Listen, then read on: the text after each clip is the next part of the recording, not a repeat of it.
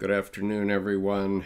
I'm just waiting for the YouTube channel to come live, and it seems to be live. And so, welcome to our regular Thursday session on Answer to Job. I think this is our ninth such class, and I hope you find it useful. What I'm treating you to online here is Enoch's vision, but I'm going to bring myself back here, and hopefully in just a moment I'm going to present to you my screen of notes. Just give me 1 second.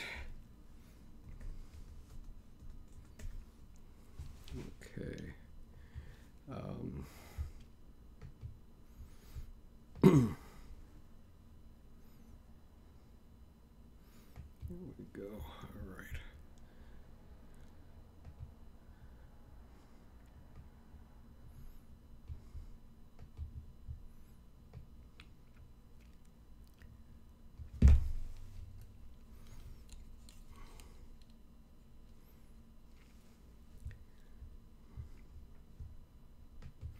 Okay, so we're going to talk about Answer to Job today, and we're talking about paragraphs 662 to 667 in Dr. Jung's book Answer to Job. And this particular section of the book is primarily about the evolution of the God image in humanity over the past 3,000 years or so. And so the first thing I always note at the beginning of these classes is that it's important to remember that Dr. Jung's book was a psychological discussion of the evolution of the psyche in the human species.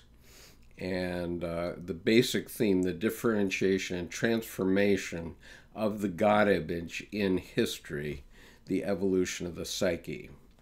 And so the basic idea is that Job's encounter with Yahweh is followed by an activation of the collective unconscious by virtue of Job's profound conscious insight into the nature of the deity.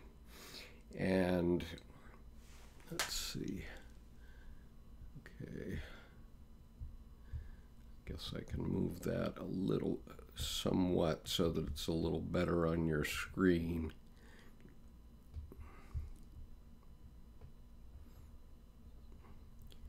This way you'll be able to see it better. You won't be able to see me quite as well, but that's not so important as long as you have my notes, because that's the crib sheet. And so if you're watching this on Periscope, I urge you to go to Carl Jung Depth Psychology Reading Group on YouTube. That's the name of our channel, where you can actually see these notes, and they will be in the replay of this session.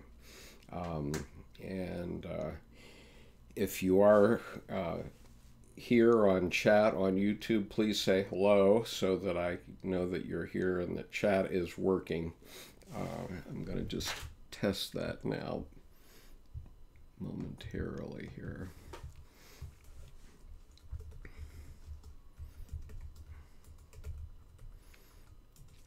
Okay, so it seems to be working on YouTube.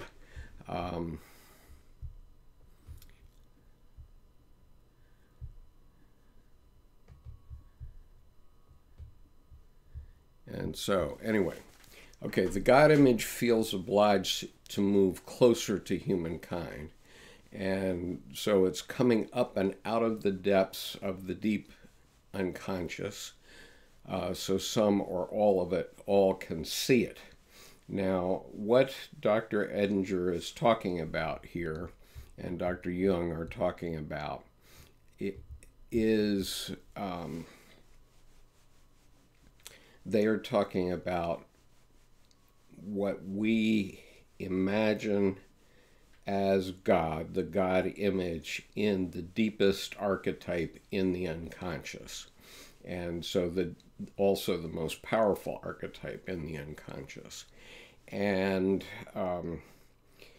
what that image should be had been transforming over millennia, of course, and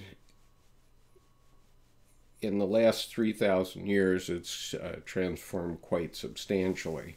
And so this section of Answer to Job is about some of those changes. Okay, so the God image is, and keep in mind now, we're not talking about the metaphysical God. We are talking about the God image which we see in the psyche. It is not talking about the ineffable.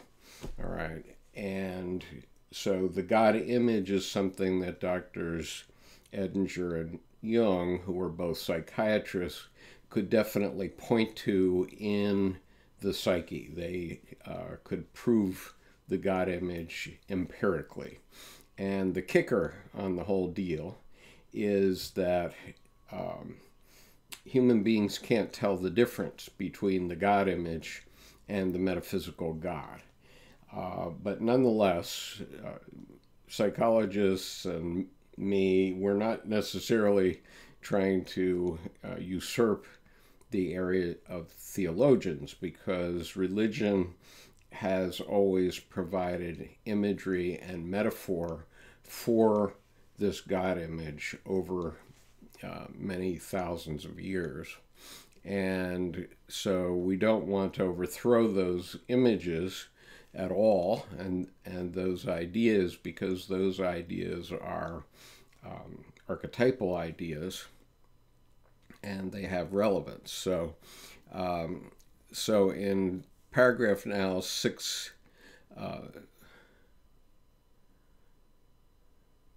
okay, so this one additional point. The God image is the most basic archetype, the deepest layer. It's the basic objective of the psyche overall to fulfill this constellated archetype.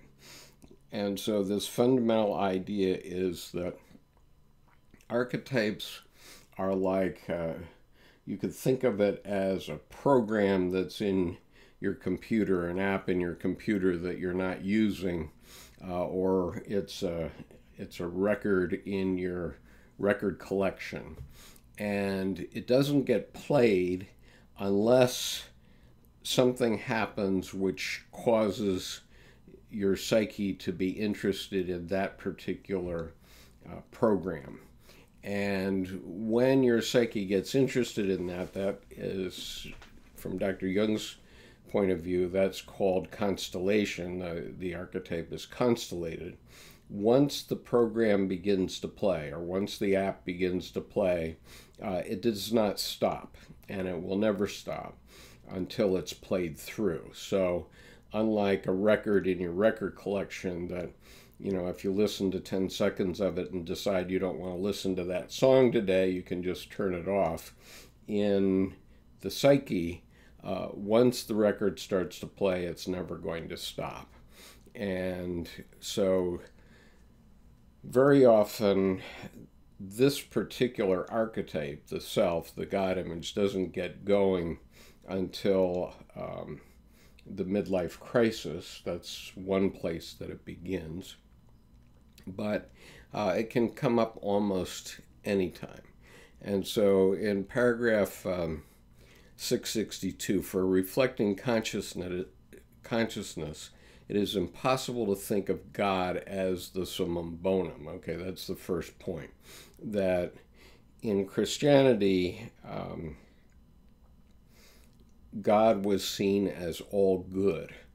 And unfortunately, if you think of the Las Vegas shooting last year, or the Parkland attack on the high school students in March, you can't any longer think that God is all good. God is it's a amoral force of nature, okay, and it doesn't make God doesn't make moral decisions as human beings must, and so we need to reflect on that fact and think through how we think of God going forward. Hello, Stephen Baker, and thank you for joining us today.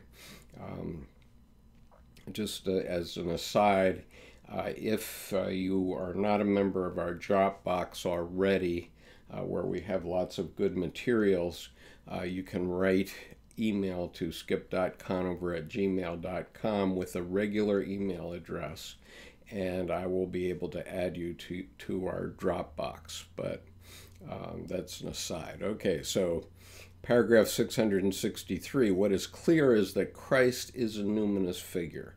The interpretation of him as God or the Son of God is in full accord with this. He was born, suffered, and died in order to save mankind from the wrath to come, from the cruelty of God, and the Christ lived his archetypal self, his God image, as purely as anyone ever did, and so he referred to himself many times as the Son of Man, which is how Jews had been referring to this idea for maybe 1,000 years earlier, and Christ was referring to himself in those terms, in the terms of the religion of the day, and he represented himself as the Son of God consistently through his life, and therefore lived the divinity as the Son of God.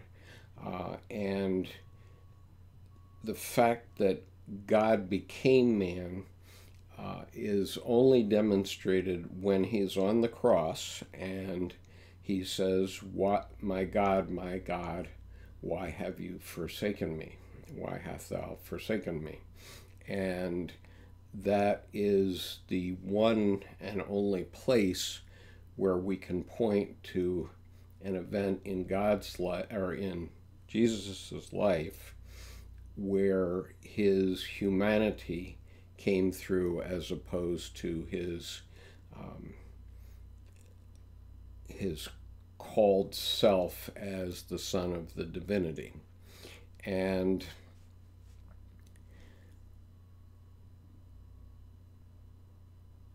so anyway, in paragraph 664 then, we're talking about God's salvationist project, which is to save humanity from God, from himself. It is as if the Father were a different God than his Son, which is not the meaning. The fear of God is the beginning of all wisdom. Goodness, love, and justice of God is a coincidentia oppositorum. Both fear and love of God are justified. And so the point is that God as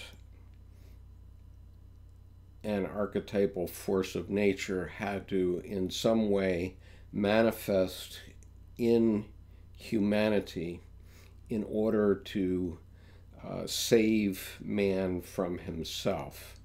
And I have talked recently, I don't remember if it was in this group last time or in the reading group.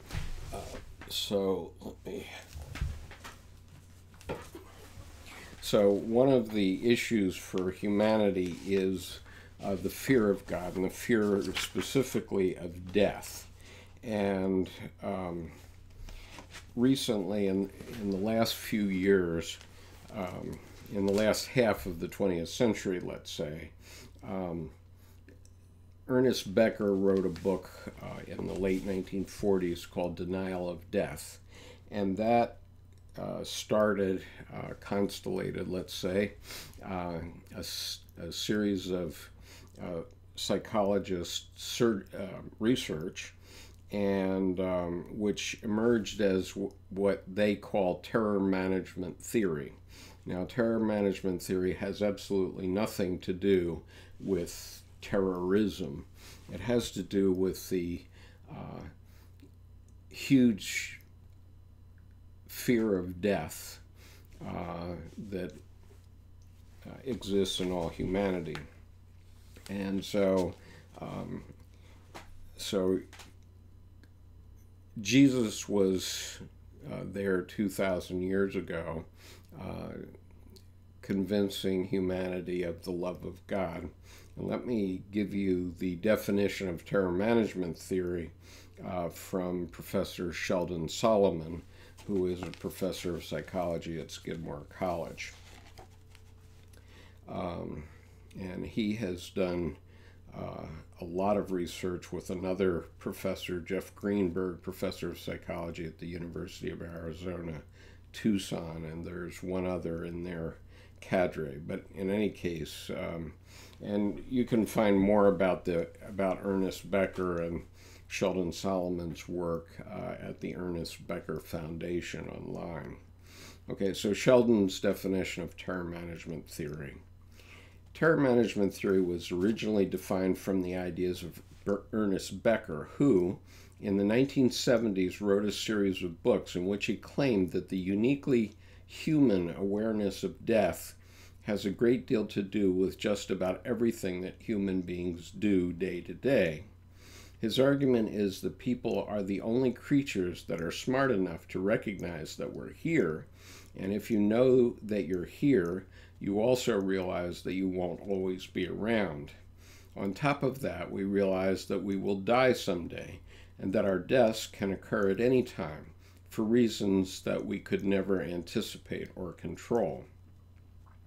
We also recognize that we're animals, and that, whether we like it or not, we're no more significant than lizards or potatoes.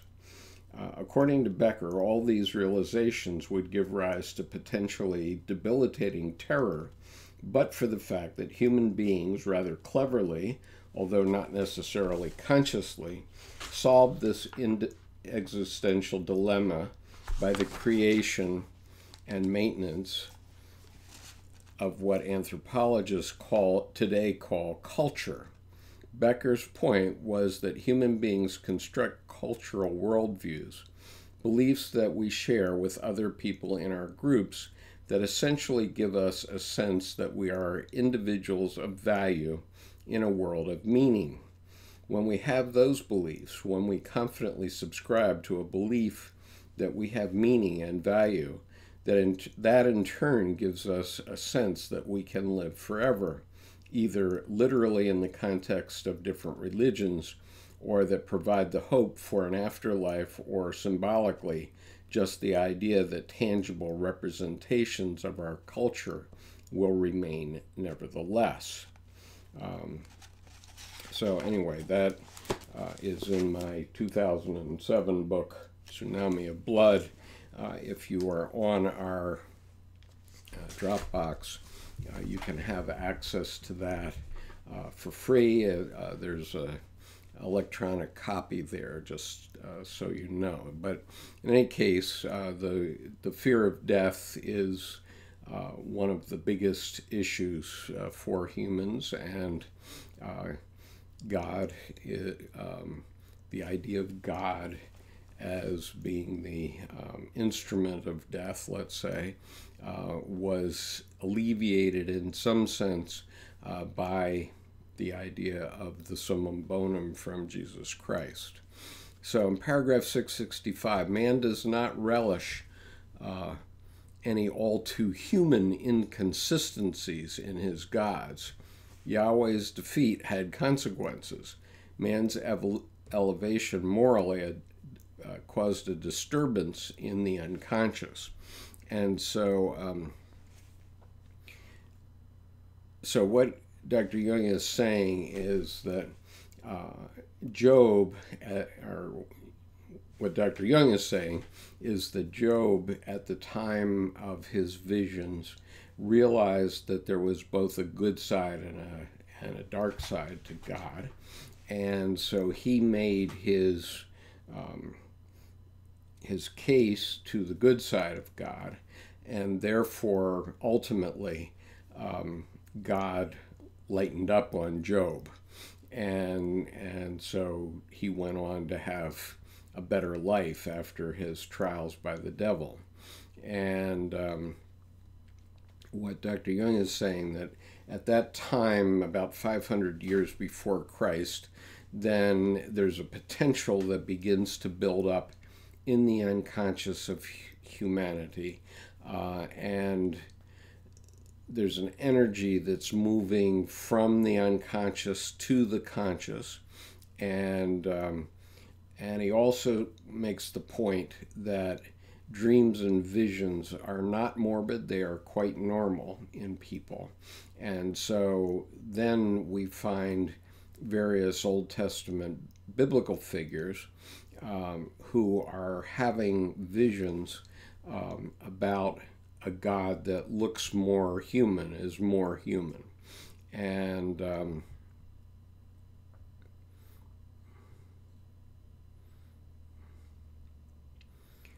so last time I was talking about the Ezekiel vision, and let's see, I guess I have to take that off the screen for a moment. So here's Ezekiel. Here's Ezekiel's vision, and you can find this in the Bible per se.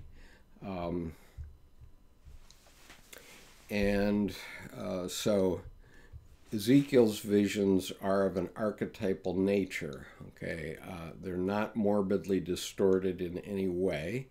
They are symptoms of a split that already existed at the time between consciousness and unconsciousness.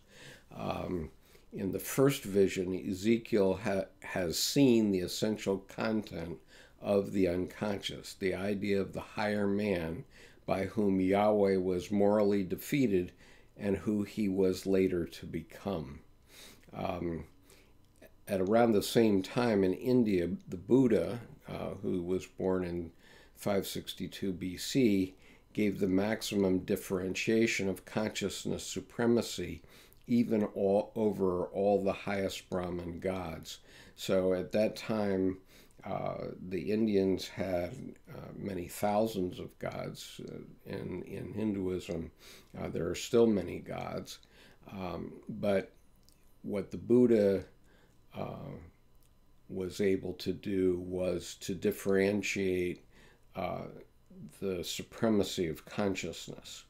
And that's sort of the basis of Buddhism. And so anyway, so the first use of, let me give you the notes again here. So the first use of the term Son of Man is in the book of Ezekiel.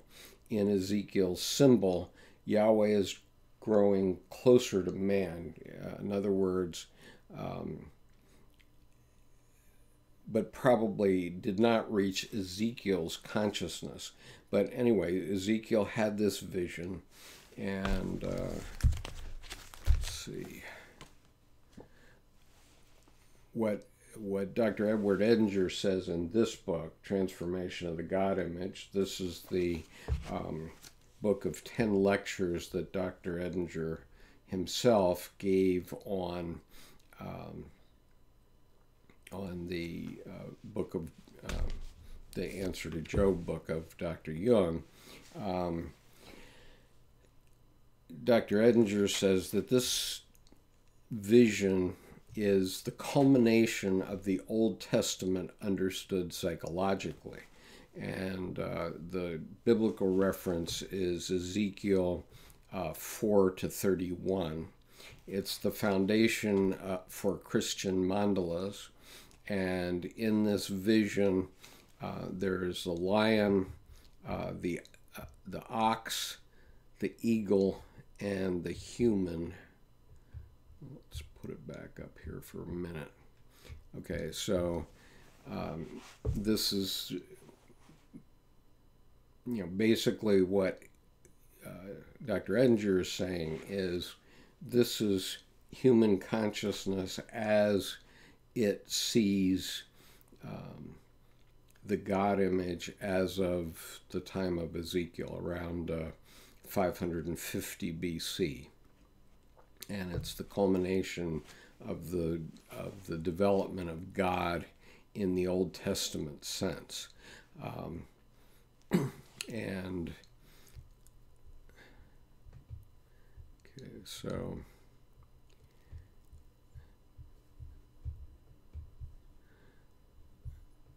in paragraph 668, the disturbance in the unconscious at the time of Job then continued on for centuries.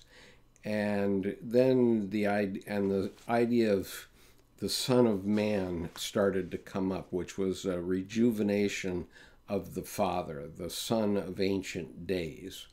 And so next we have Daniel having a vision at 165 BC. And his vision is quite dramatic. And in Daniel's vision, which comes up in Daniel 7, 2 through 14, there are 4 animals: a lion, a bear, a leopard, and a terrible, horrible, great strength with iron teeth and fire from where he sat, and millions served him, quote unquote. So this was another vision of the power of Yahweh, except this is highly theriomorphic, of course, in the sense that all of these representatives of God are in animal form, whereas in the Ezekiel vision, this is why you find animals on the cathedrals of Europe, for example, because they represent part of God too, because we human beings are animals, after all. Okay. So, so then we get, let me get this back for you.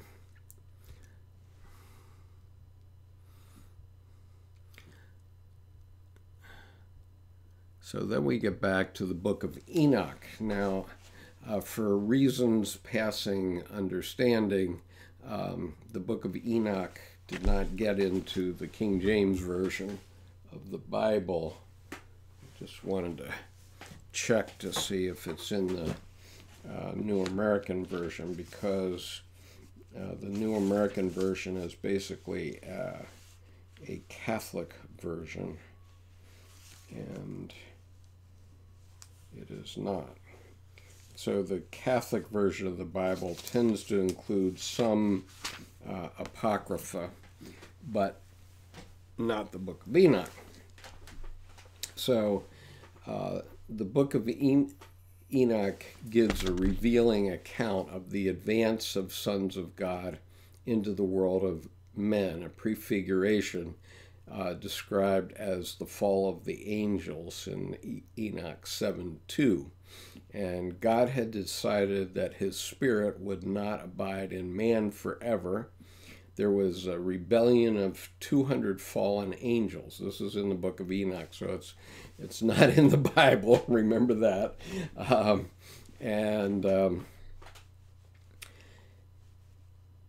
These fallen angels fell in love with the beautiful daughters of men under the leadership of Samyatzats, and begat with them a race of giants.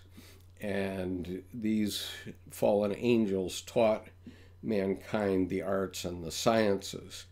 And it enlarged the significance of men to gigantic proportions, which points to an inflation of cultural consciousness at that period. And inflation is always threatened with a counterstroke from the unconscious. This happened in the form of the deluge. So the giants started to devour the acquisitions of men and then began to devour one another. And so the earth laid accusation against the lawlessness, against the lawless ones in Enoch 3:6. And so the result was Noah's flood.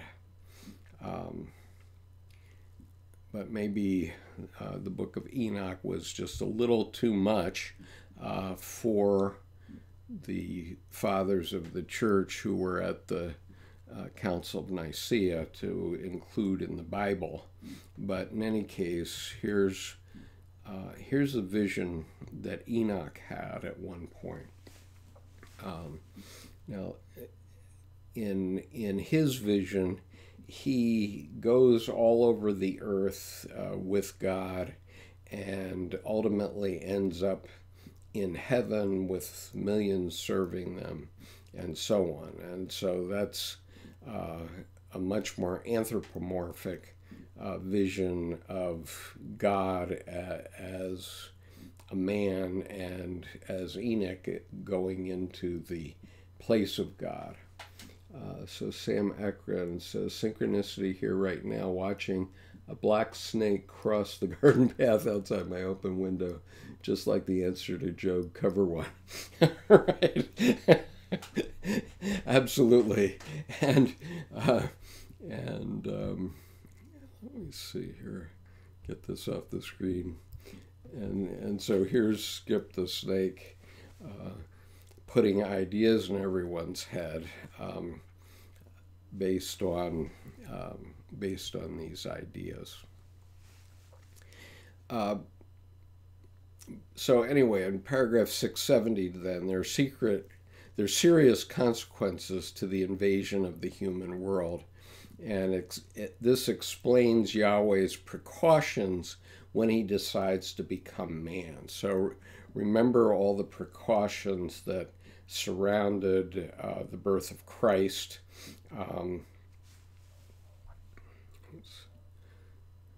I put that screen up behind me to hide the unsightly closet door that's back there. And I can't put a picture on the wall, so at least I put that screen up to save you. I'm actually going to change the location of my desk again so that it'll be a little bit more sightly. It'll show my wife's space with her Buddhist images and so on. But in any case, for the time being. So anyway,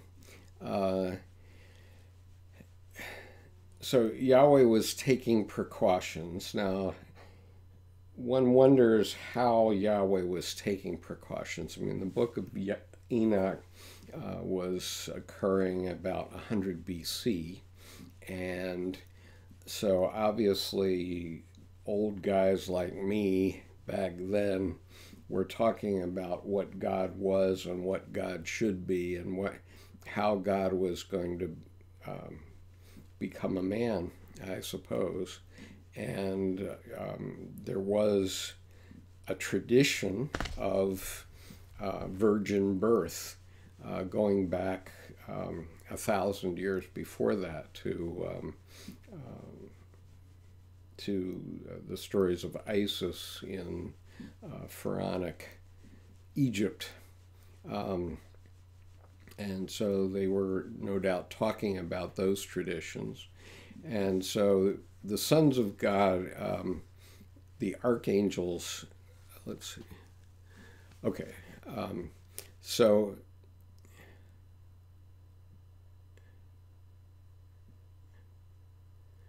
So anyway, when we get to, where am I here?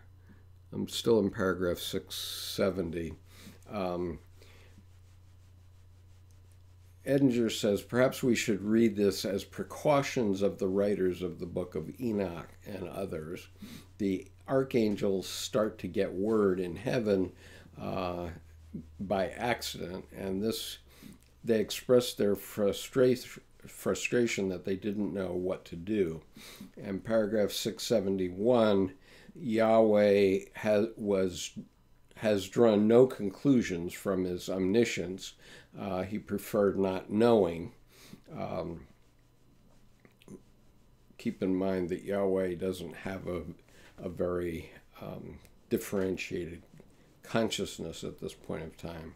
And only on their intervention of the archangels, Yahweh drowns everyone except Noah and his family. So there are no more giants anymore.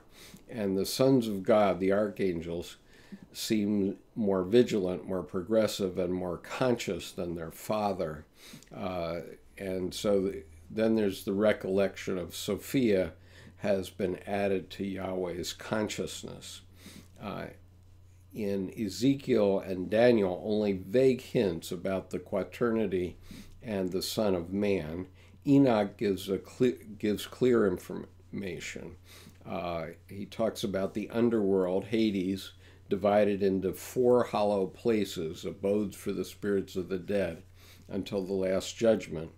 And one of the spaces is bright and has a fountain of water. This is in Enoch 9, 5 through 11, and this is the abode of the righteous. So obviously at this point in time, there was an issue about righteousness in human society. And so how to present the idea of righteousness to human society was the issue. I'm getting heckled on Periscope because I'm talking about fairy tales, and that's the accusation that I received from a heckler who then went off Periscope. But in any case, let us recall that what we're talking about here is the evolution of the human psyche and the way to think about the transformations that have to take place at the archetypal level in the human unconscious is what we're talking about. And so in paragraph 672, we're definitely in a psychological realm because we're talking about mandala symbolism, and this is it has ratios of both 3:1 and 3:4, and this is the axiom of Maria. 1 becomes 2, 2 becomes 3, and out of the third comes the 1 as the fourth. And so one way you could think about that is there is a female and a male joins with her, and she has a baby, and now you have a family, and that is one family. And then presumably you start all over again. But in any case, both heaven and hell have a quaternity. And so we have these wise men who are mulling at the unconscious level now, mind you. It's not necessarily a discussion around the temple. It's more like things are cooking in the unconscious, and gradually the more modern idea of God starts to emerge. And so then Enoch sees the 4 faces of God, and let me put this back up. I see I'm looking at my notes, but you aren't, so let me give them back to you.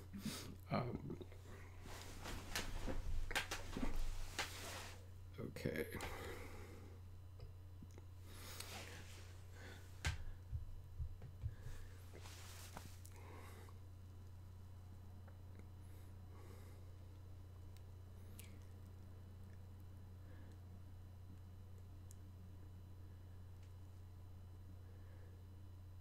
so anyway, Enoch sees four faces of God. This is in paragraph 673.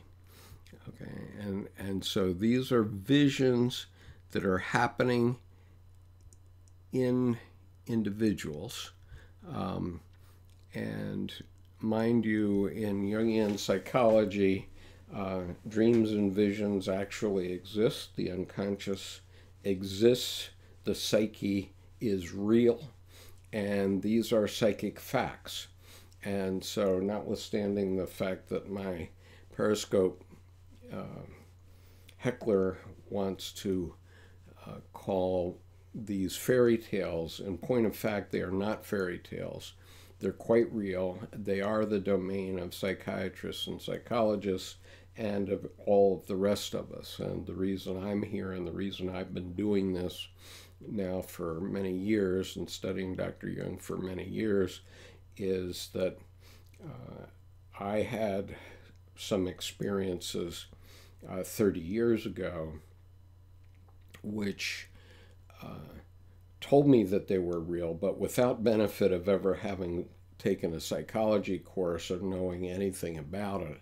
And it was only by serendipity or synchronicity running into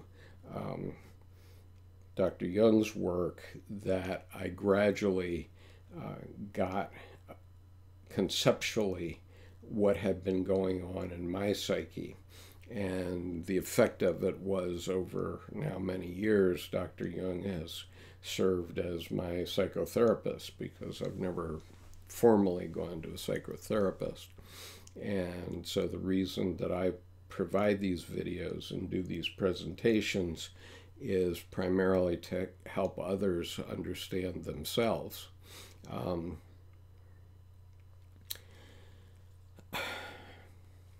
Okay, so one of the key elements in paragraph 674 is that there's an essential differentiation of the God image. It's been happening for several hundred years, as we see from the change in the visions. And in the Ezekiel vision, there are four faces of God and four angels. And this reference to TGI, that's Transformation of the God Image, Dr. Edinger's group of lectures. On page 88, he's talking about one of these images of God being faced backward to defend against, to keep Satan away. And let's see, I was reading this morning, and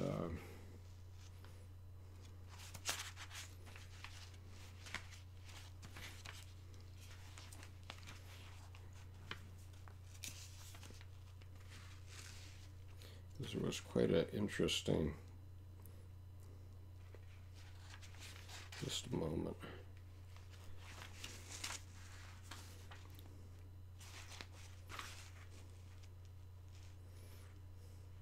Okay, I'm going to come back to another area, but this looking backward, I'm just going to read a little bit of this passage from page 88 of Dr. Edinger's book, because I think it's quite interesting. First of all, in addition, Satan has now been excluded from the God image, and there's a conscious dynamic at work to keep him separate. Jung says in paragraph 674 that one of these faces is exclusively occupied in keeping his elder son, Satan, now changed into many, away from him, and in preventing further experiments after the style of the Job episode. An interesting, almost modern parallel to this image is found at the beginning of Goethe's Faust. I can't say for sure, but I very much doubt that Goethe was familiar with the Book of Enoch. Anyway, his prologue in Heaven, the opening scene of Faust, starts out the same way as the Book of Job, with Mephistopheles visiting the court of heaven and putting his wager to the Lord. The prologue of Faust begins with the archangels Gabriel, Raphael, and Michael, each in turn singing the praises of creation. How glorious is the creation of the Lord.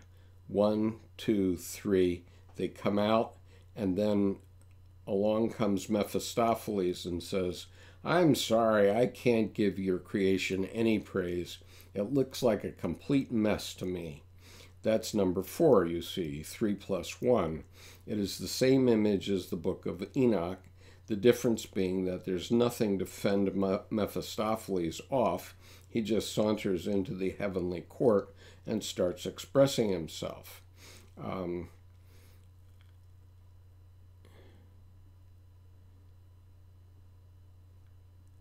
Okay, so that is the point, and so here we have Goethe in the 18th century basically putting an archetypal image into his play Faust that Enoch had expressed 2,000 years earlier. So this is one of the reasons why it's talked about as archetypal.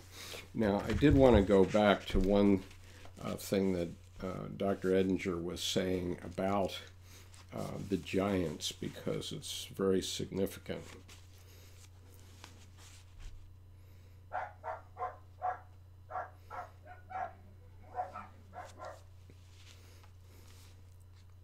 Okay, so he says, the first item concerns the giants generated by the fallen angels who started devouring mankind. I've reported a remarkable parallel, modern parallel, to this account in Enoch, a dream that came to my attention, and I'll read you a portion of it. This is a dream of a man who later became a Jungian analyst.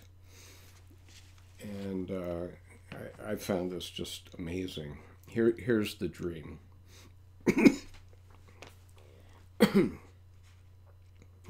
Sorry.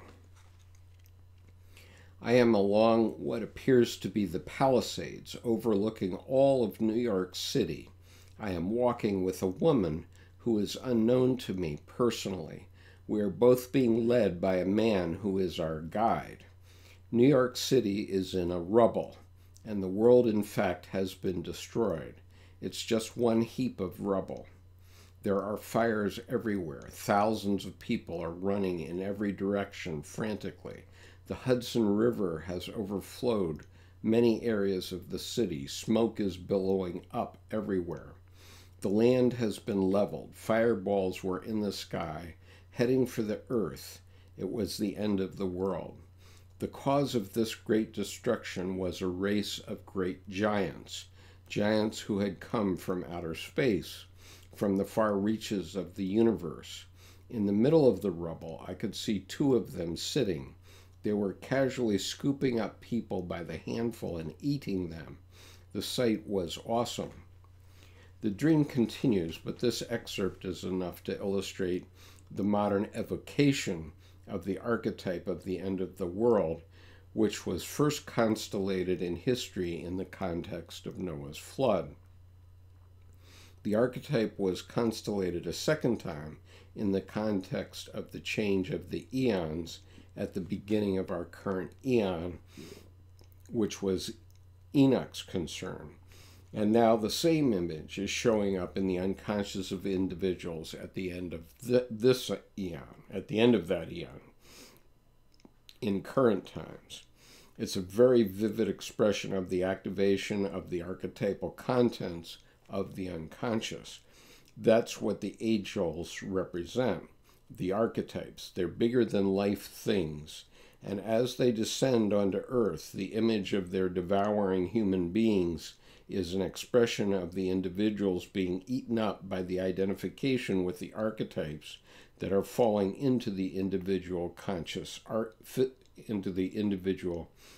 psyche. So being devoured by giants is an image of succumbing to inflation.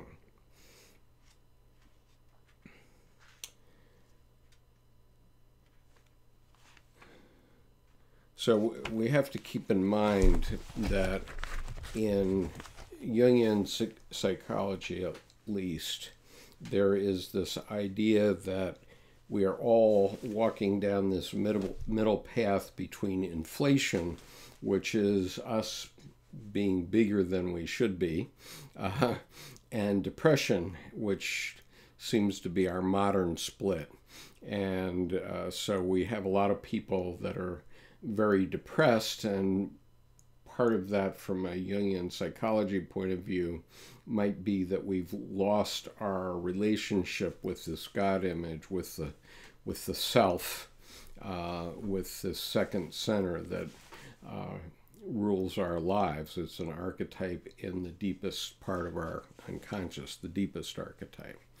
And so in paragraph 675 then, there's a deep split in the divine will. Father wants to become son. God wants to become man. The amoral wants to become exclusively good. The unconscious wants to become consciously responsible. Up until now, everything was unborn. The exclusion of Satan's means a metaphysical split that already had taken place at the time of Satan, a very deep split in the divine will. Now, there's another section here that I was reading this morning.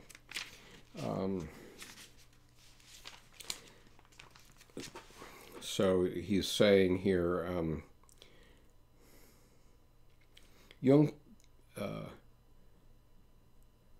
that the Satans were excluded in Enoch, Jung points out, indicates a metaphysical split has already taken place between Yahweh and Satan. Then Jung goes on to say, quote, but the plurimatic split is in its turn a symptom of a much deeper split in the divine will. The Father wants to become the Son. God wants to become man. The amoral wants to become exclusively good. The unconscious wants to become consciously responsible. I think we've got 4 equations there that are worth detailed consideration. Number 1, the split in the divine will, he says, means the Father wants to become Son, meaning that an aging process is recognized that is calling for rejuvenation or rebirth. Number 2, God wants to become man, means the eternal, the immutable, the archetypal, and universal want to be humanized.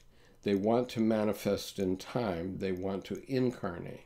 They want to have existence in particularity in time and space, to submit to the limitation in order to manifest more concretely.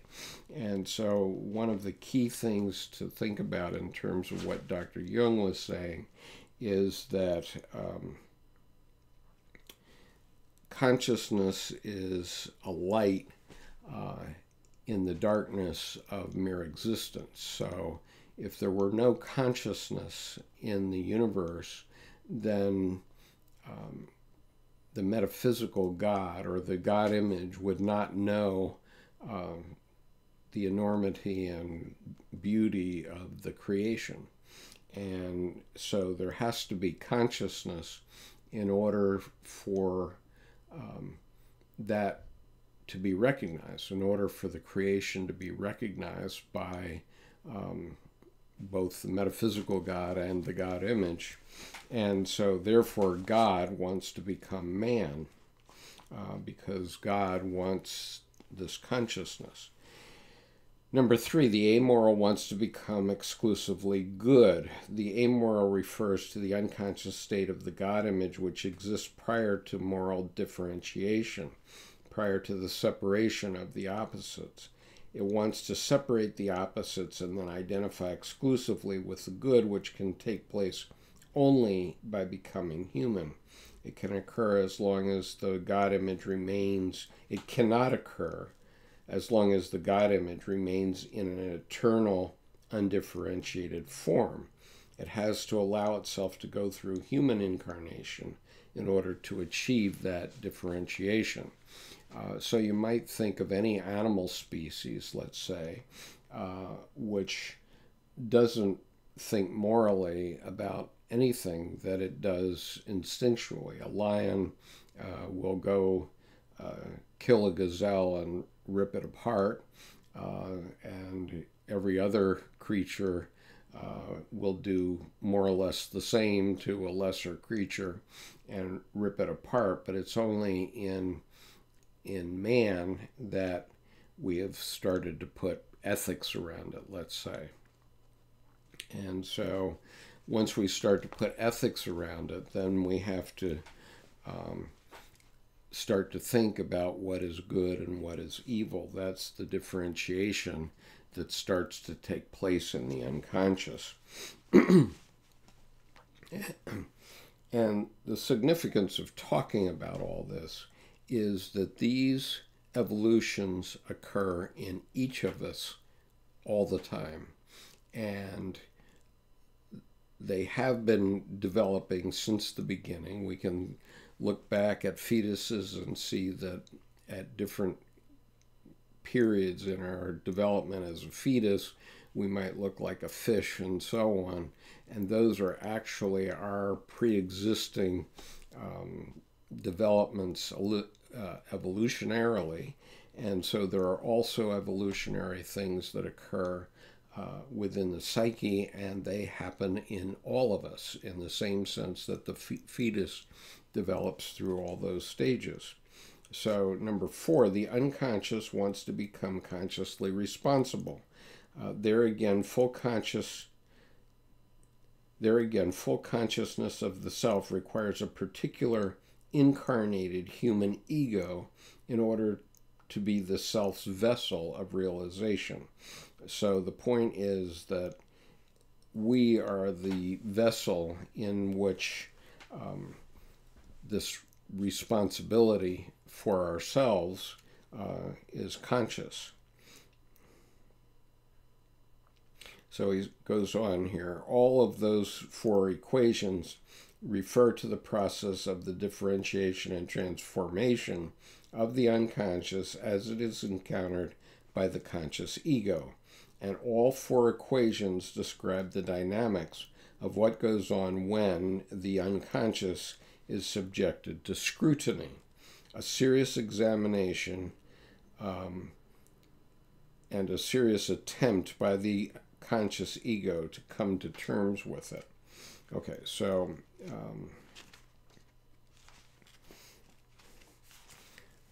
so that is that. I'm not seeing any comments from all of you, so I'm carrying on here.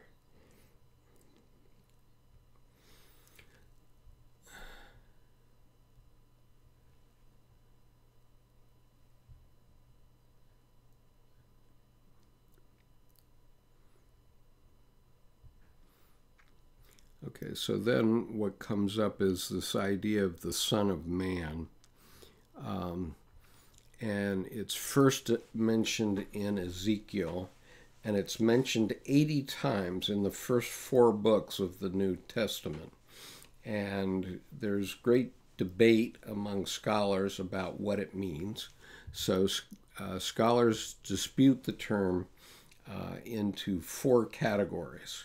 Okay, first of all, there's the personalistic reductive category, where they say it doesn't mean anything special at all, it just means human being. The second area is, the second category is archetypal interpretation, the original man, the anthropos, in early Middle East, the primal man, man with a capital M. And then the third is the messianic category. That's a preordained special elect one, a figure who is to appear on earth and lead a life of suffering in order to redeem mankind. Okay, so this, I guess, would be the Messiah. And then there's the eschatological view, a metaphysical figure, an aspect or partner of Yahweh will manifest at the end of times, and he will pass the last judgment. And so it can be any one of those. And, the issue for all of us is that as an alchemical vessel, we should be taking all four of those definitions and all four of the equations from the previous section into our psyches. And what Edinger says is that the idea is a true symbol. Okay, so let's go up here. The idea is a true symbol, and it won't stand still for a single interpretation. That's the point. In psychology, compare the Philosopher's Stone made by people with the help of God. It's an image of the self, okay? And so this idea of the Son of Man is an image of the self. Now, remember what Dr. Edinger said at one point, that the image of the self is a psychic image, so it can't be described in linear terms. You have to look at it from various points of view, and that's why it's relevant to look at it from all of these different points of view. And it represents a rejuvenation of the God image, which is now appearing in a younger version. It signifies the newborn, transformed image of the self, representing a sum or product of human consciousness. So human consciousness is evolving. In 677, Enoch is not only the recipient of the divine revelation, but a participant in the divine drama when righteousness finally became a prime virtue. And so the issue of righteousness hadn't really been part of the human psyche up until around the time of Christ, or right before. Certainly, sometime between the time of Job and the time of Christ. And so paragraphs 677 to 683, God and man want to escape blind injustice when righteousness became the prime virtue. And 677, Enoch becomes a participant in the divine drama. For Dr. Jung, the divine drama is an evolutionary and psychological process taking place in the unconscious of humanity. Man is immersed in this pleromatic process, and Enoch is gripped by the divine drama. Enoch has righteousness, which is an important step in psychic evolution. Enoch sees the fountain of righteousness, which was inexhaustible. Wisdom is poured out like water, the spirit that gives insight, understanding, and might. And what Dr. Edinger says in paragraph 679 then is the universe is in balance. And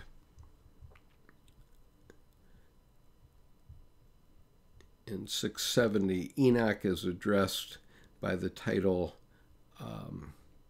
Son of Man, which means he has been assimilated into the divine drama. In psychological terms, his consciousness has been taken over by the archetype of the God image. This is the Son of Man who is born unto righteousness. In psychological evolution, it is the dawning on humans that they should be righteous. And the references are Enoch 58:6, 60:10, 71:5 through 6, and Enoch 71:14. So righteousness becomes a chief concern. The righteous shall have peace. There is the justifiable fear that God may forget his justice, and it's only with the Son is the era of law and order inaugurated. This is about 100 years before the time of Christ. With this, Enoch had unconsciously given an answer to Job. And so,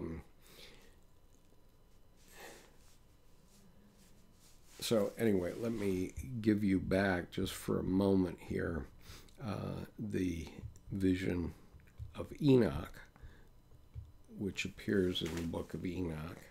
And so here in this vision, we're seeing God as an anthropomorphic man, basically, and the other angels and so on as in human form, let's say. And so this is quite a change from, say, the book of Daniel, which is, I'll just show you this image.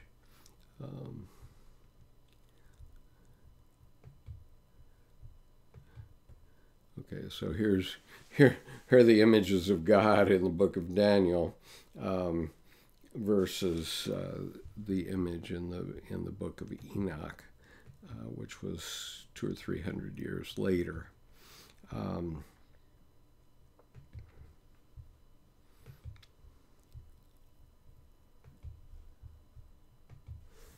Okay, so there's a lot here.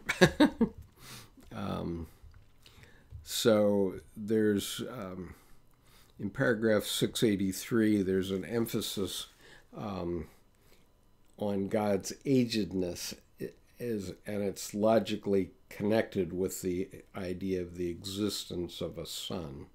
And it also suggests that he himself will step into the background and leave the government of the human world to his son in the hope that a better world will emerge. This son must be absolutely just, a virtue above all others, which of course is the archetype into which Christ presents himself. And Christ was prefigured long before Christ. This is what Dr. Jung's point is in paragraphs 684 to 687. Enoch first recognizes himself as the Son of Man, which means Son of God, and he says that Job says, "I know that my vindicator exists," Job 19:25. So the Son of Man is an archetype, is pre-existent, and Job could appeal to him. Christ plays the role of advocate and defender against Satan's slanders.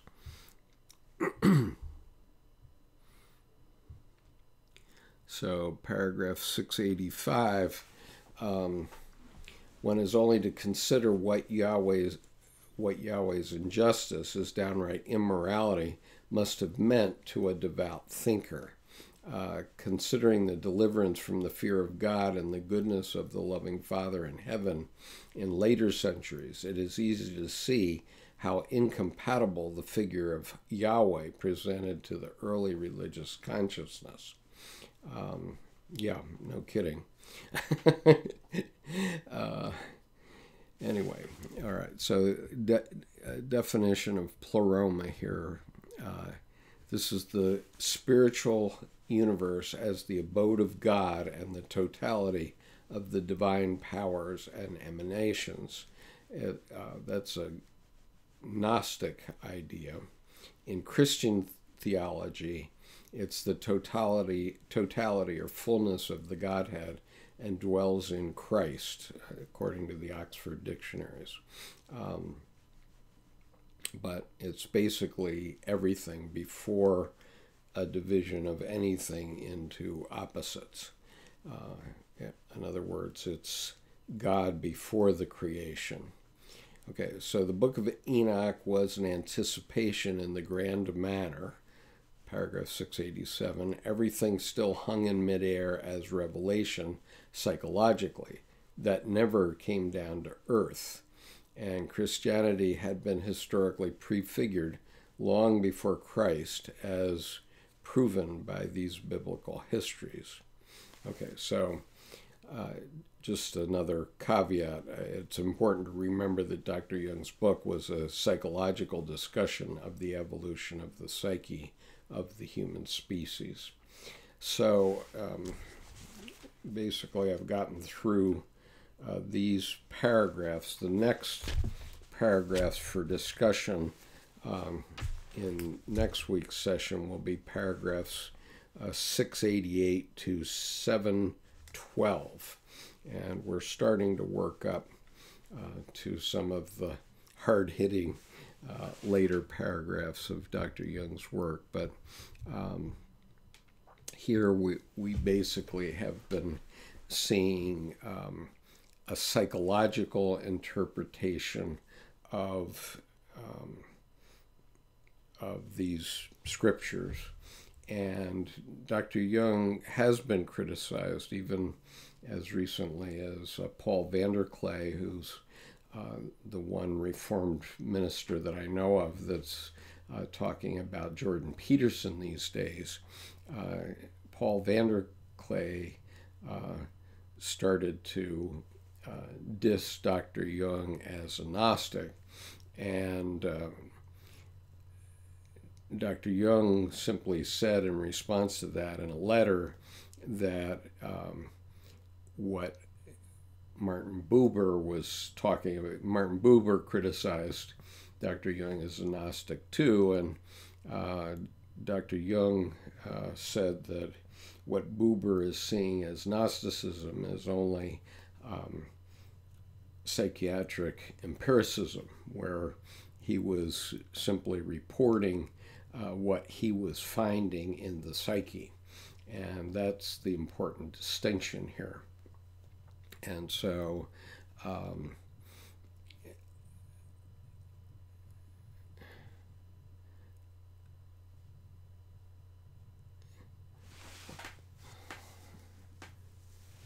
there's an interesting paragraph here.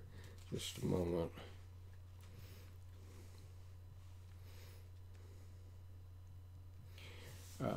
There's a paragraph that I probably am going to share in the Jung reading group on Monday night, but I'll tell you about it, just in case you're not able to attend.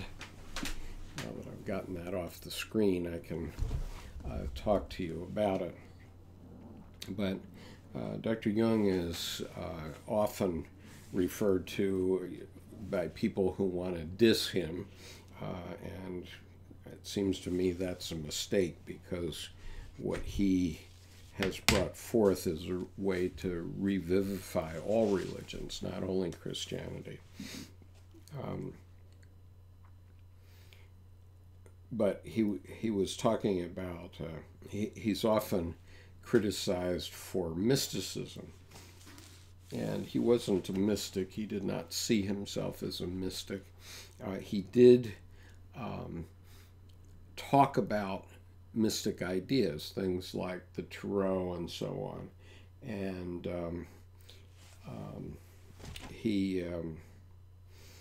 but he talked about them from a psychological perspective. And so I'll just I'll give you a short piece where he was being criticized for mysticism. And so he says, and keep in mind now, if you look at some of the other videos that are on the homepage of this channel, you can see that in one of Dr. Jung's letters, the letter to David Cox, the Reverend David Cox, he refers to the collective unconscious as God. And or at least the God image. And so he says the hypothesis of the collective unconscious is therefore no more daring than to assume that there are instincts.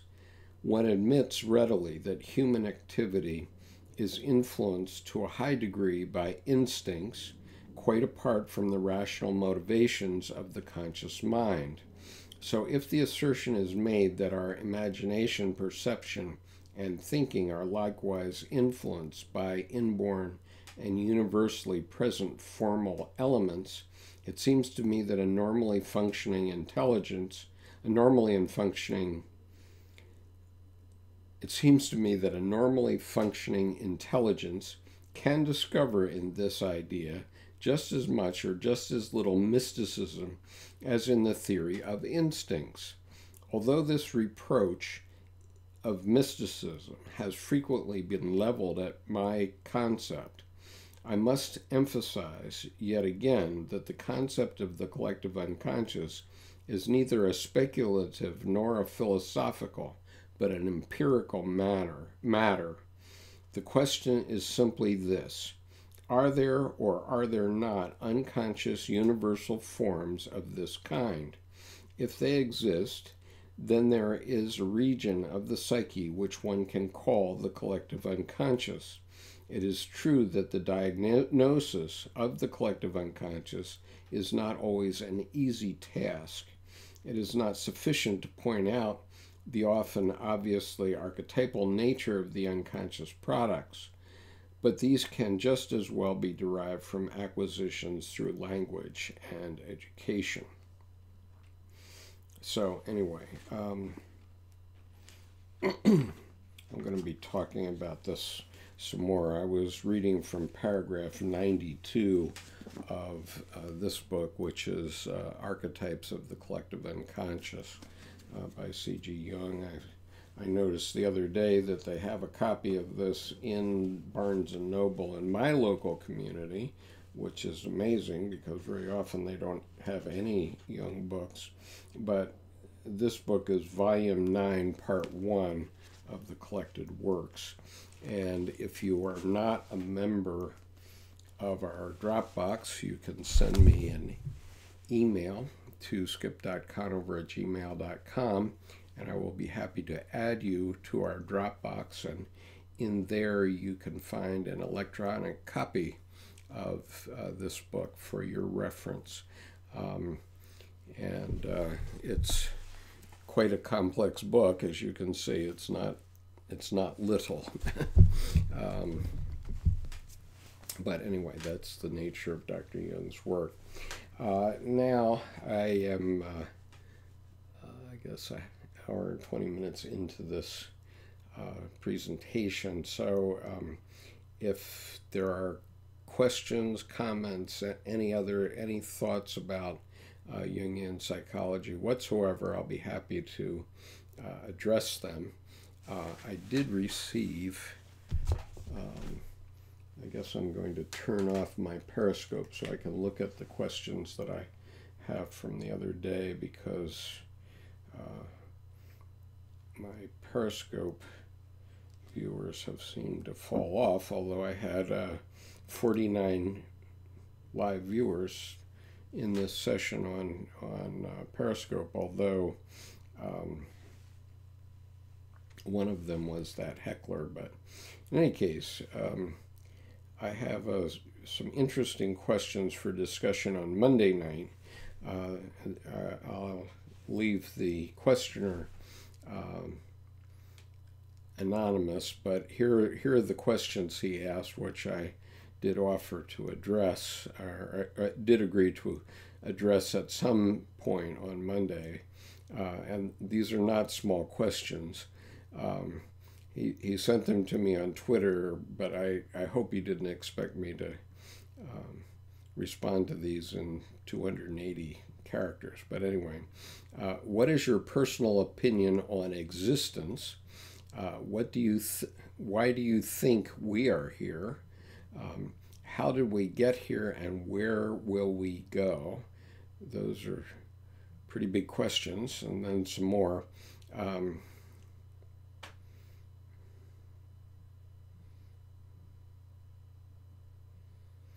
Do you think there is any scientific, occult, or esoteric meaning behind Dr. Jung's psychology, and based on these observations?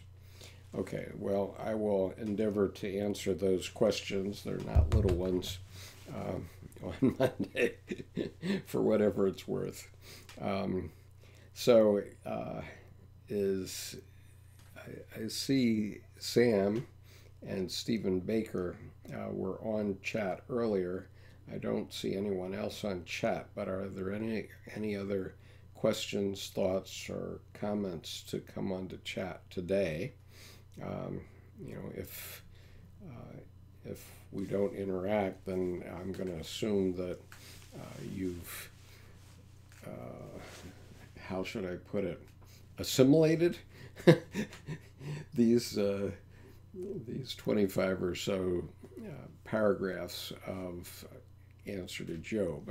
I think they basically, fundamentally, these paragraphs were about the evolution in the unconscious of the idea of God in the Jewish community primarily.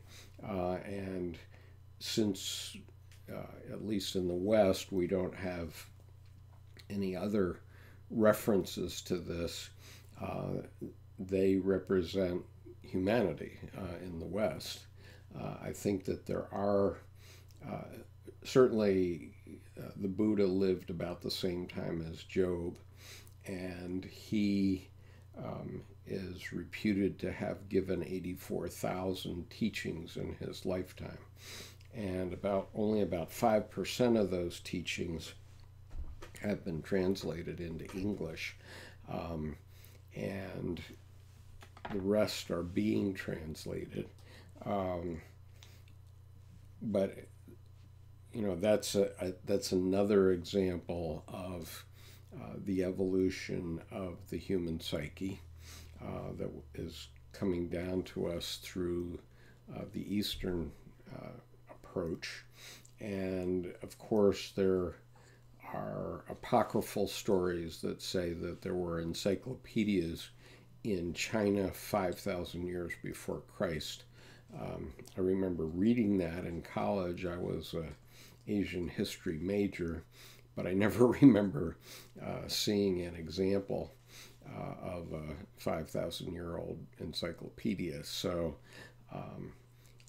there may be other examples of the evolution of the human psyche, but this one that we've been referring to, which is part of the Abrahamic religions, to include Islam, these stories do relate to all of us, and keep in mind that Islam itself didn't differentiate from Judaism and Christianity until about the 7th century, I believe.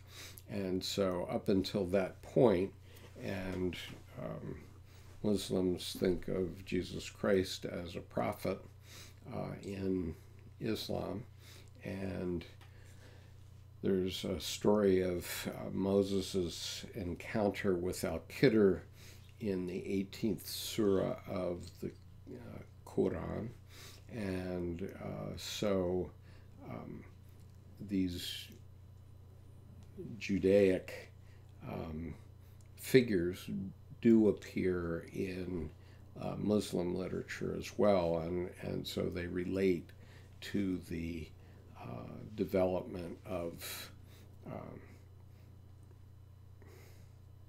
the psyche in Islam as well. So anyway, are there any questions, any further ideas? Sam, have you seen your black snake anymore? Anyway, okay. So I will create in the Dropbox a handout area for this set of notes, which is a Word document. I will put it, I create all the handouts as by date. And so today's date is the 26th of April. So the name of the folder will be 042618. And If you want to get an access to this set of notes, you will be able to find it after this session in the Dropbox under handouts and under that folder number. Okay, that is all I prepared for today, so I'm going to terminate this session unless I see a question come up in the last couple of minutes or so. But thank you for joining us, and I will continue on with paragraphs 688 to 712 next week, and Monday night. Next week will be Thursday at 1:30 p.m. Eastern Time, and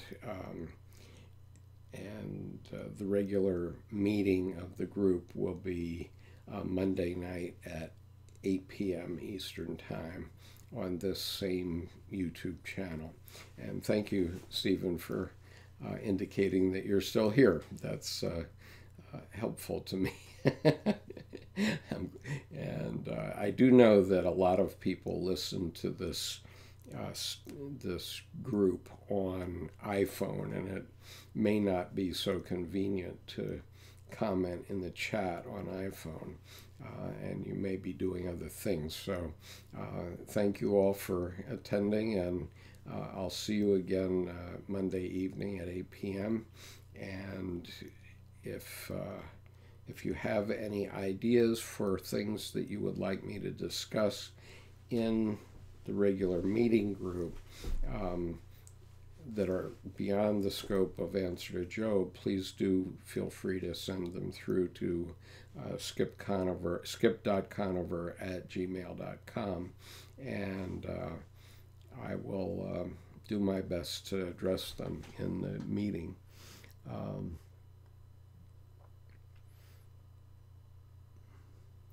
So that's interesting. Sam says he's 2 minutes behind on the video.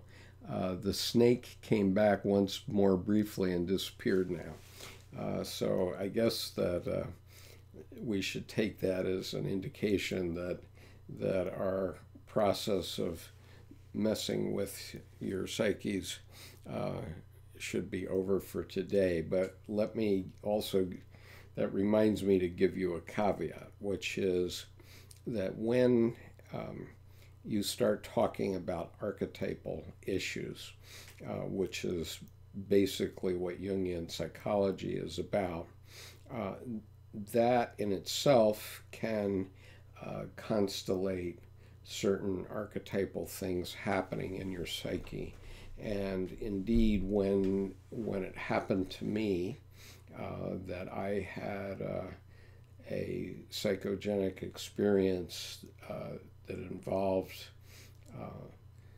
what seemed like physical entities, but were clearly in the psyche entities for 8 months. So it took over my psyche basically for 8 months, and it emerged in the form of a novel. When that experience occurred, it was immediately after I had been reading Dr. Clarissa Pinkola Estes' book called Women Who Run with the Wolves, which is filled with archetypal issues, and particularly a story in that book called Vasilisa the Wise, after which she put about a 40-page discussion of the psychological evolution of intuition in women. And I used that template in writing my novel, but my point is that I had read the book, and it had started archetypal ideas moving in my psyche. And that's when this psychogenic experience took place.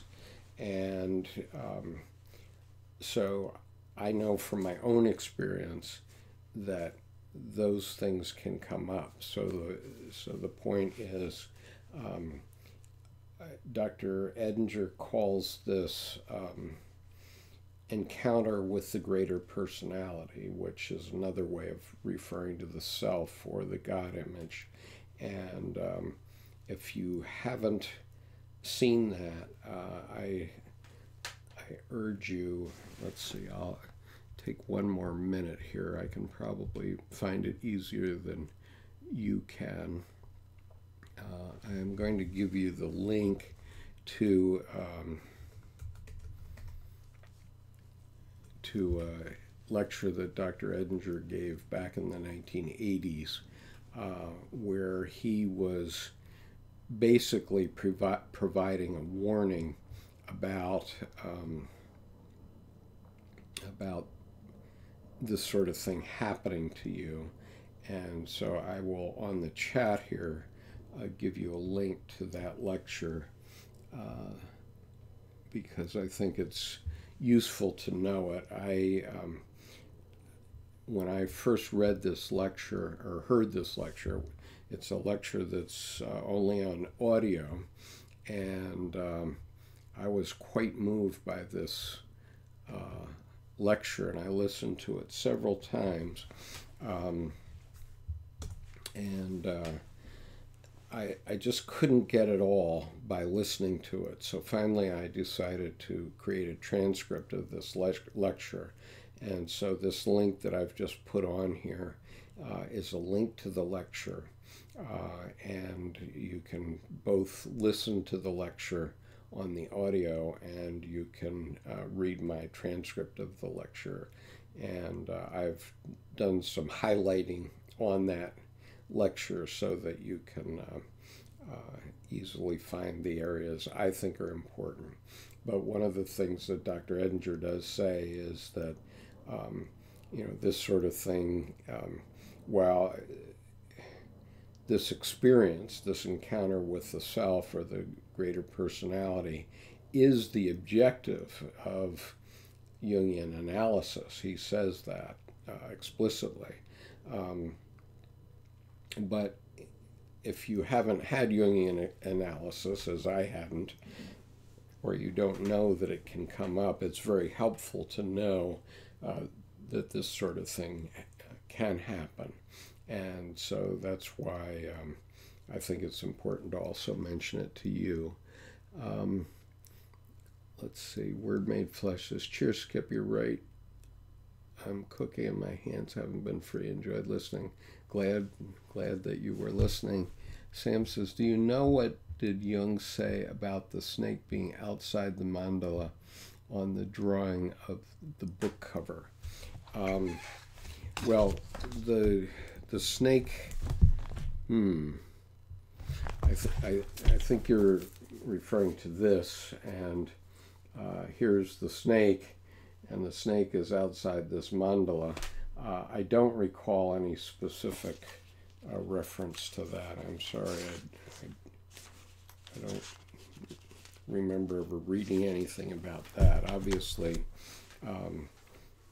snakes are very important in all kinds of things, including in medicine, where the caduceus has two snakes crawling up it, and but specifically on that question, I just don't remember. I mean, usually we see a snake as a Ouroboros, which is a snake with a circle, and it's eating its tail. And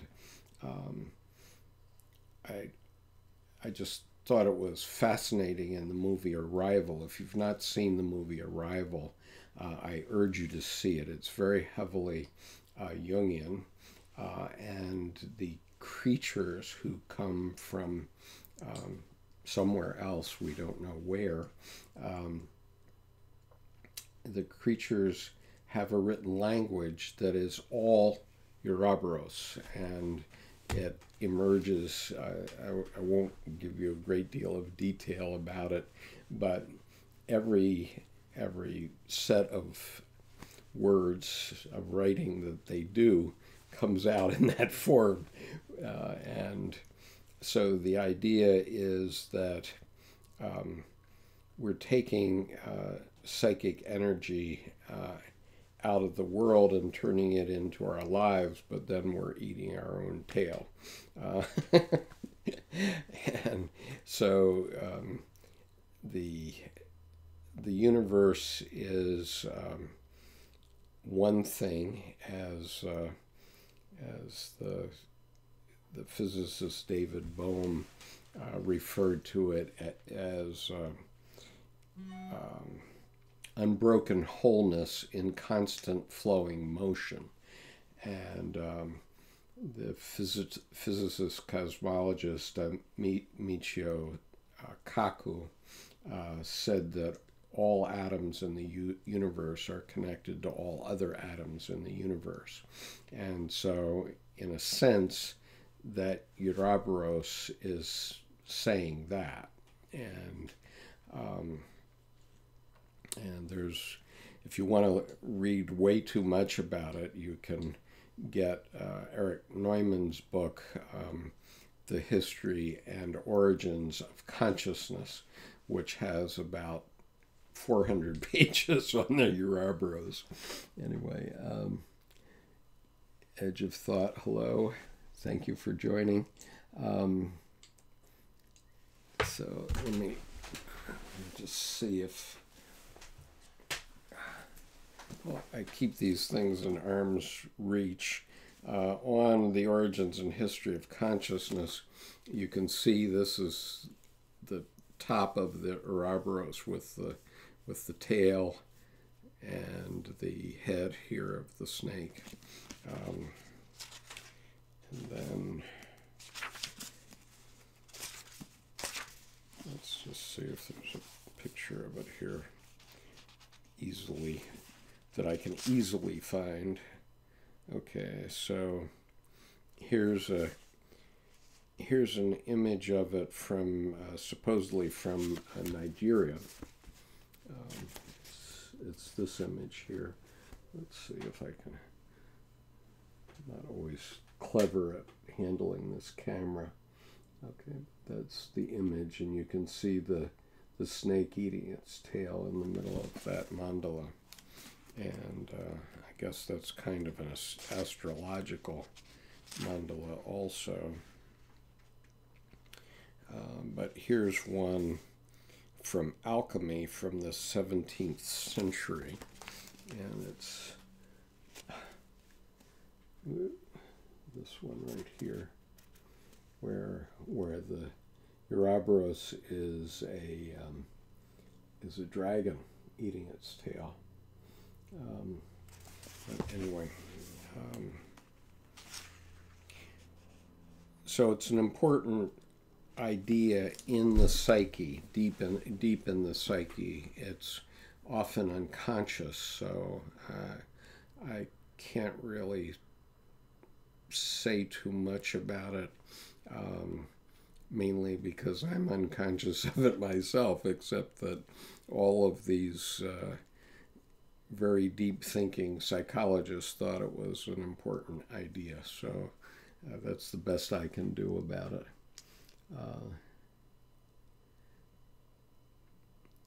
Okay, Sam says the image comes from illustrations included in Archetypes of the Collective and the Collective Unconscious. So I do have that book here, so I can. It's right here on my desk. So let me see if I can find that very quickly. There's a lot of mandalas here.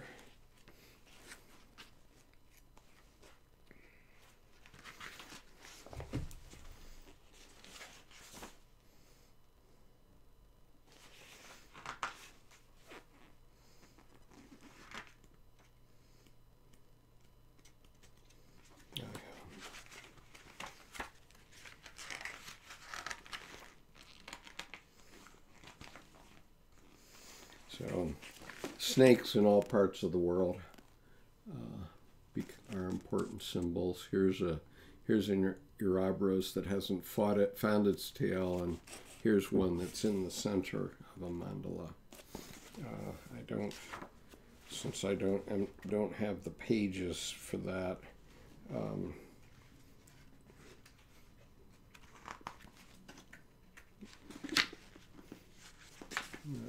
Here's another example. So very good call. I hadn't really looked carefully at those. And here's a pair of snakes.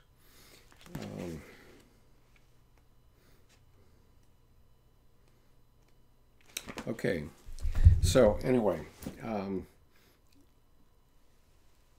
interesting things to think about. And Sam, thank you for pointing that out to me, especially since I had the book right there in front of me. Okay, Edge of Thought says, my name is Tom. I'm just signed in with a different channel account, and I recently created separate to the one that shows my name for this chat. Okay, all right, well, that's fine by me. Obviously, I often sign in under the name of this channel, but I also have 4 other channels that are mostly inactive, but one of them has my name on it. And Sam is referring to pages 319. So let's look at what that reference is.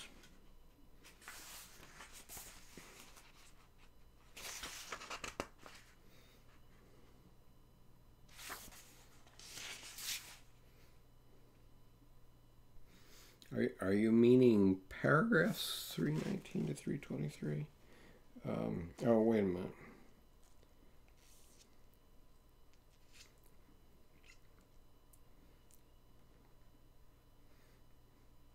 Well, this is a complex discussion of it. I may come to that at some point, but I don't think at the end of this video I can really do justice to that discussion without reading quite a lot, and I haven't read that recently, so I need to refresh my memory on it. But in any case, thank you for pushing me along, and thank you for offering the page numbers and the reference on the chat, because others can also refer to that now, and that's in volume 9.1, small letter I, of the collected works of C.G. Jung, and small letter 2 is Ion. And why they decided to have 2 books under volume 9, I'm not terribly clear. I think they probably found some stuff that they thought should be in chronologically at that point in the oeuvre, but I really don't know the reason why they did that. Anyway, it's been a pleasure to be a part of your day, and I urge you to take a look at some of the other things I've been putting up lately. I had some comments on Monday night about the ideation of suicide, and one of the ideas in that is that from the self we get 2 streams of ideas because they come from the opposites, and one of those streams, if you're having a difficult time, one of those streams could be a deep unconscious thing saying, oh, let's go commit suicide because I'm really depressed. And that, one of Dr. Jung's most fundamental suggestions is that you have to examine the spirits and make conscious ego decisions about whether the suggestions that come from your deep unconscious, from yourself, from your God image, are ideas that you should follow. Keep in mind that the self is what Dr. Jung called the 2 million-year-old man. So it's the evolution of your psyche up to the day of your birth. It doesn't evolve beyond that.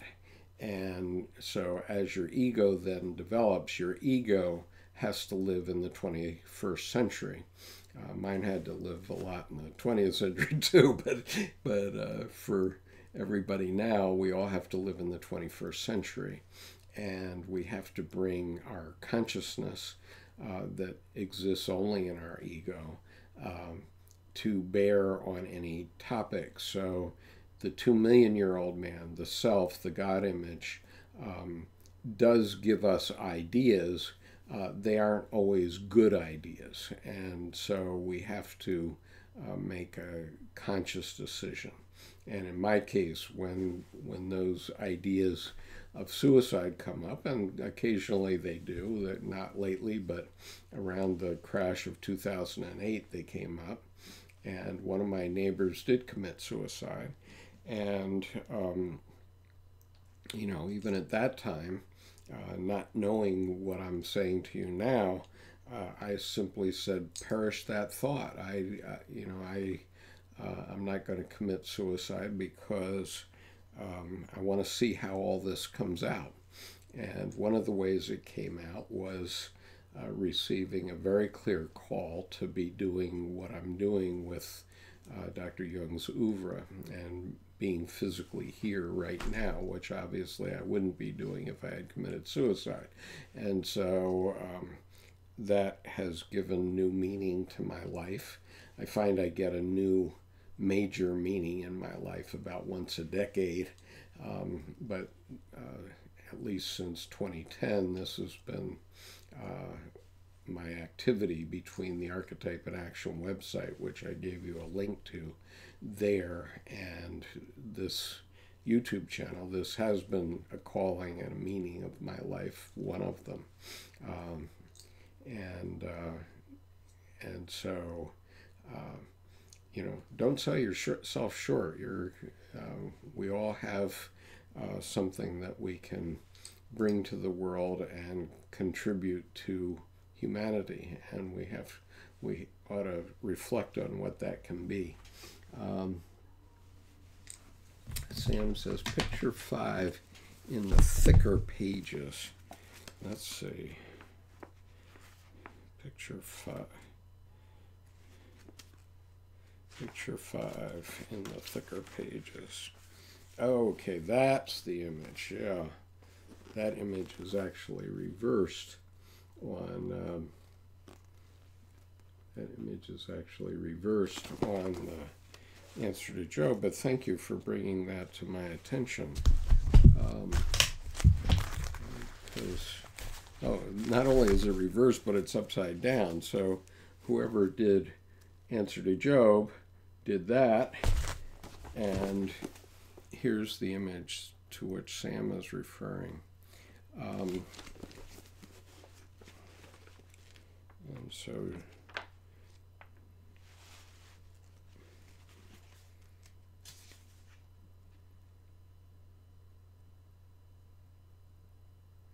all right, so let's see how much time we have.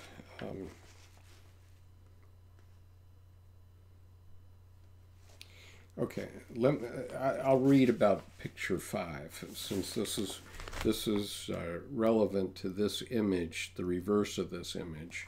And so I'll very quickly, for the rest of you, read picture 5. I need to finish within 10 minutes because I only get 2 hours on YouTube at any one time. After that, they start removing the beginning of any session, which isn't very good. So okay, Edge of Thought says, does my answer to Job have illustrations? I have not seen a print copy. It does not. It does not. But it's interesting that Sam has pointed out to us that this particular image that appears, this is the 50th anniversary edition of Answer to Job, and it is available on Amazon. But the description of this picture is on page 319 of volume 9.1, which is Archetypes of the Collective Unconscious. So very quickly I'll read this. It says, Miss X said, following naturally from picture 4 with no difficulty, the sphere and the snake have drawn apart. The snake is sinking downwards and seems to have lost its threateningness. But the sphere has been fecundated with a vengeance. It has not only got bigger, but blossoms in the more vivid colors. Okay, now wait a minute here. Let's, because she's referring to figure 4 too.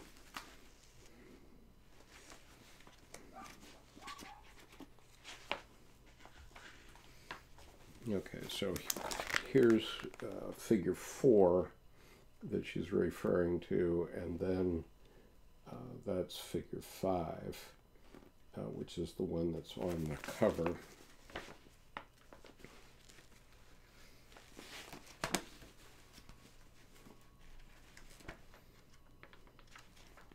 See if I can quickly get this. Okay. But the sphere has been fecundated with a vengeance. It has not only got bigger, but blossoms in the most vivid colors. The nucleus has divided into 4. Something like a segmentation has occurred.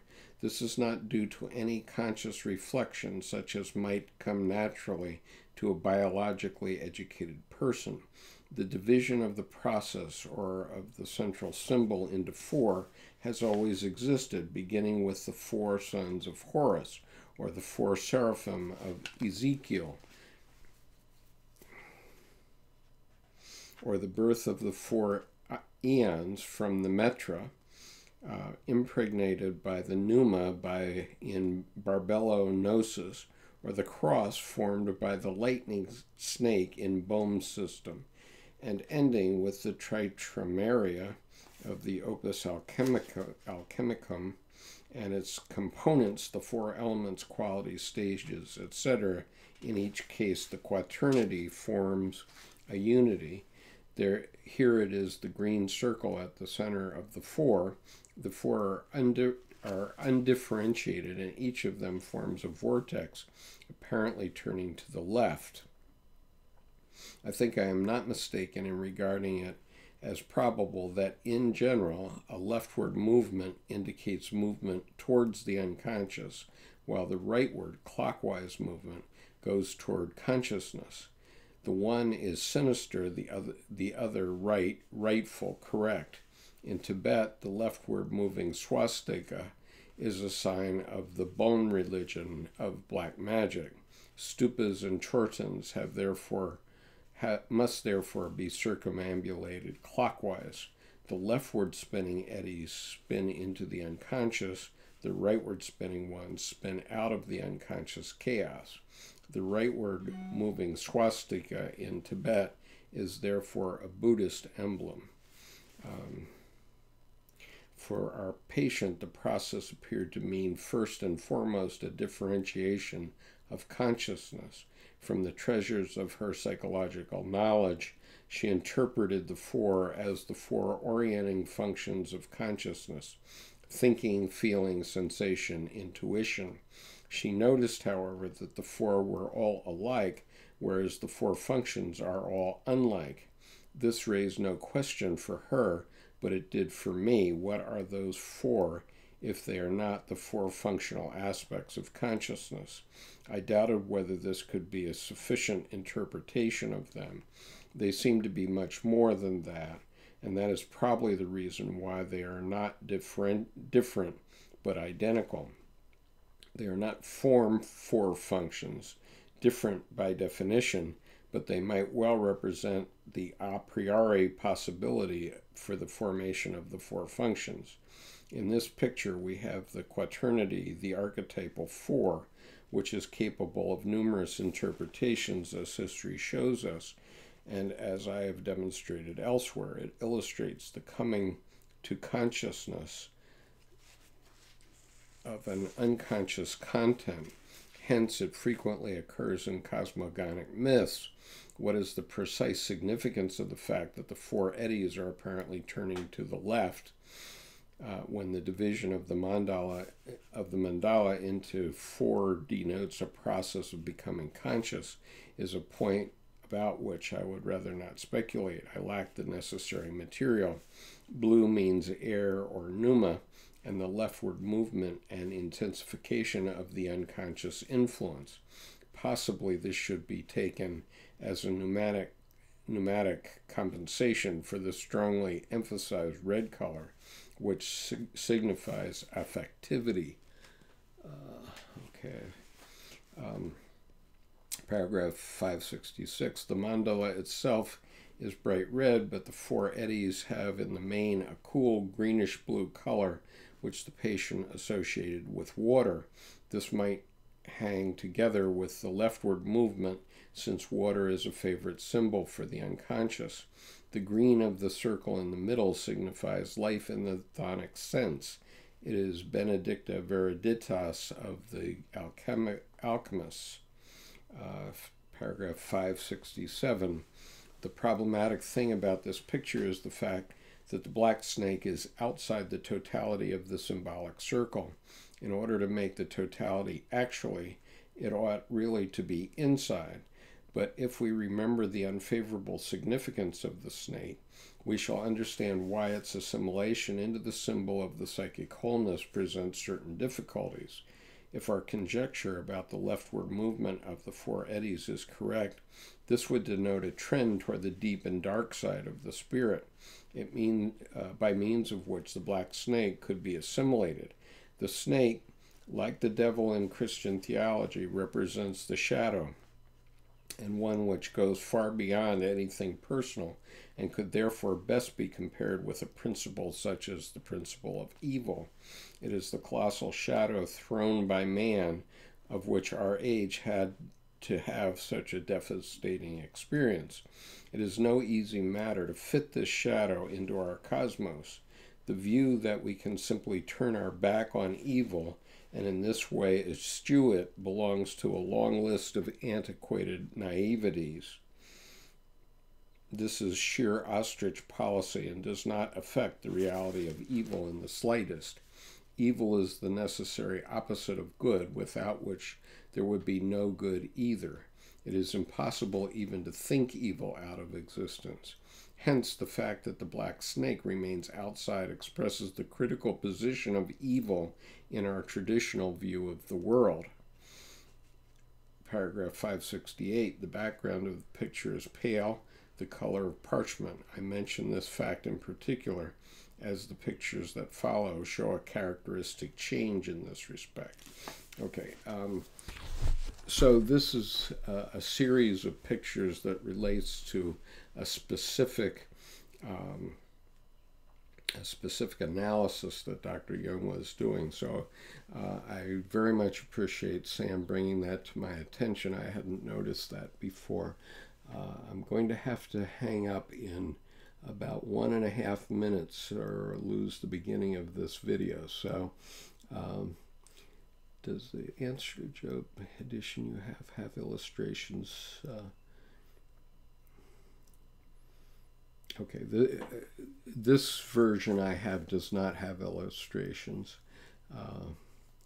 So anyway, thank you very, very much for participating and interacting with me, because while I'm very into Dr. Jung's oeuvre, as you know, since there are 590 videos on this channel, I do not claim to be a great guru on it, and so it's always helpful when someone can point something out like that to me. I really appreciate that, Sam, and I'm going to go back and review that once again.